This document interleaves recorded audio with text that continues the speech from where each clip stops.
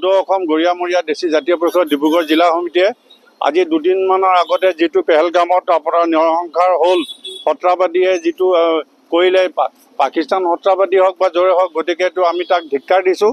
আৰু আমাৰ এই থ্ৰুৱেদি আমাৰ ডিব্ৰুগড় জিলা সমিতিৰ পৰা অসমৰ পৰা আমি একদম ভাৰতবৰ্ষৰ প্ৰধানমন্ত্ৰীলৈ অনুৰোধ জনাইছোঁ যাতে যিখিনি সন্ত্ৰাসবাদী আছে অতি সোনকালে সকলোবোৰক নিৰ্মূল কৰিব লাগে আৰু দেশৰ শান্তি আহিব লাগে, সেইটোৱে আমি বিচাৰিছোঁ। আৰু আমি সেইটো কাৰণে আজি শ্ৰদ্ধাঞ্জলি জ্ঞাপন কৰিলোঁ থানা চাৰিআলিত। সদৌ অসম গৰিয়ামৰীয়া জাতীয় পৰিষদ, যেনেকৈ সদৌ অসম গৰিয়ামৰীয়া জাতীয় পৰিষদ জিন্দাবাদ, জিন্দাবাদ, জিন্দাবাদ। গৰিয়ামৰীয়া জাতীয় পৰিষদে যি কাৰ্যসূচী লৈছে সেয়া সঁচাকৈ প্ৰশংসনীয়।